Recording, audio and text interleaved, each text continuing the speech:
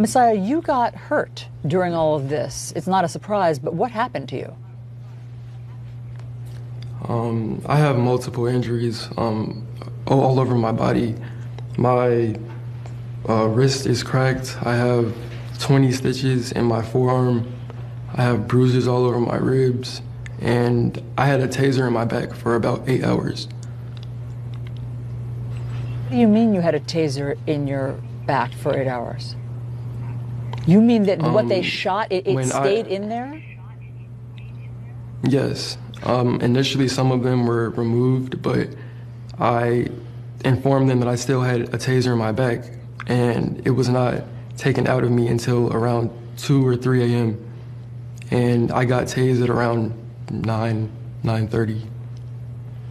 Oh my God. And do you remember being tased? When we look at that video, it looks as though you almost sort of lose control of your limbs. It looks as though you're kind of convulsing. What was it like in that moment?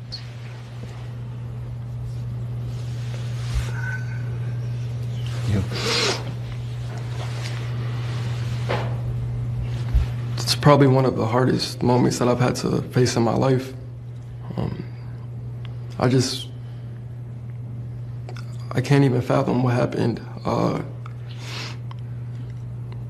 At this point, I'm just so far gone. It's like I'm trying to remove myself from that situation, but it's really hard to cope with.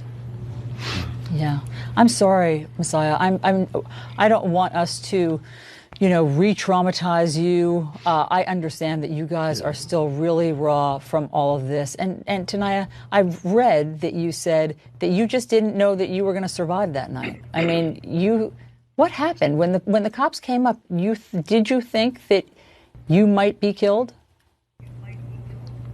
Yes, I thought I might be killed. And the reason I thought that is because there was nothing done that was not right. So when they're coming up to the car, I'm just thinking, what could we have done? You know what I mean? What could we have done to cause this? And when I think in my mind, when I realize we haven't done anything, you know what I mean? Nothing really warranted this. So after I realized none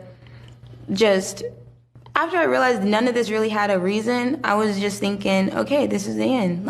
This doesn't have a reason, so I can't really justify or think about, are we going to, you know what I mean? It's just yeah, we are. This doesn't have a reason, and if this attack happened, I didn't really understand what other reason could have been. I was just confused with the whole situation. Thought it was over. Of course you were. Of course you were. Messiah, is it true that you said to the cops, you yelled at the cops, "I'm not dying today"? That's really was my whole mentality.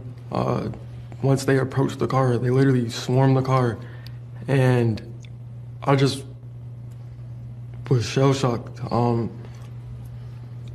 I've seen this situation so many times, we have George Floyd, we have so many people dying, and it's just senseless. Breonna Taylor, Ahmaud Arbery, all these people are dying every day, and people are out protesting for this reason, and it's still happening at these protests. We see this literally daily, and it's just not okay. Yeah. Mr. Davis, have the authorities given you any idea, any explanation or justification for why they would think two college students who weren't even involved in the protests, who were just in a traffic jam trying to drive through it, would have a gun in the car? There is no explanation, so they couldn't give one. They, again, as we've seen in the past, attempt to assassinate the character of these young people by saying there was a gun. There was never a gun.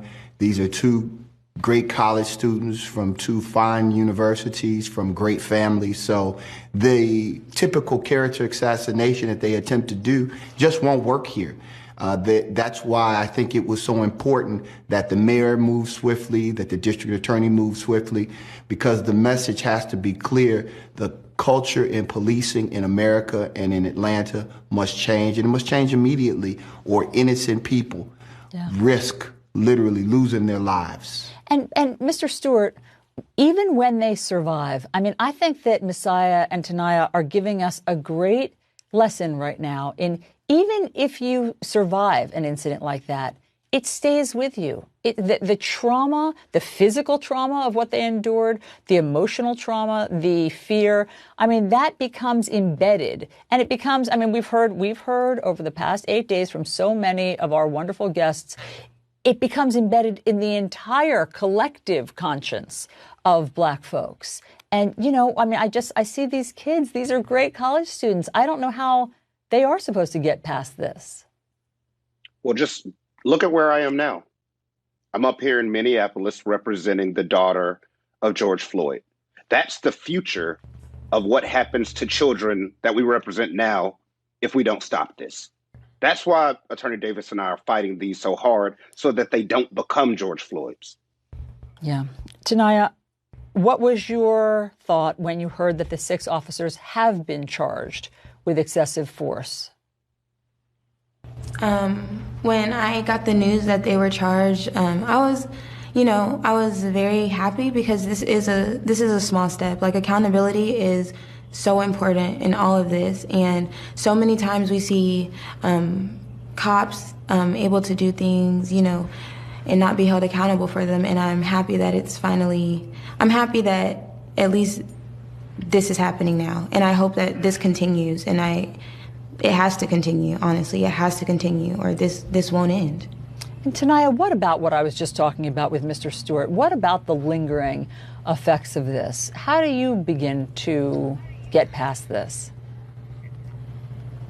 I haven't even processed the situation and everything that happened. I haven't even sat down and took a moment to really think, oh my gosh, like this just happened to me. You know what I mean? So I think the lingering effects are traumatizing. Like, it all happened so fast. You can't mentally prepare for that. So when something so devastating happens, when there's no preparation, there's, no explanation, there's almost no way to get over it. All I can hope for is, like I said, is for people to be held accountable.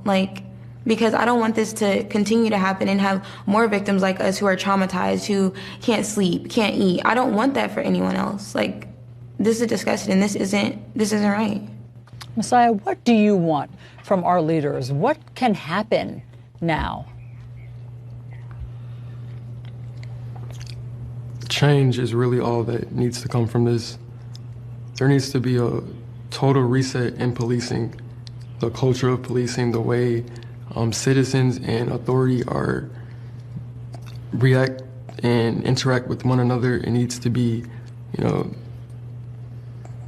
a sense of trust and safeness and security when dealing with law enforcement.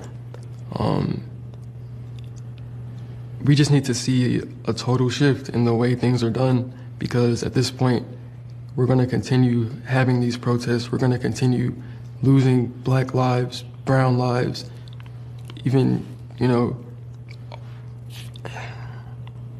there just really needs to be a whole, new reform at this point.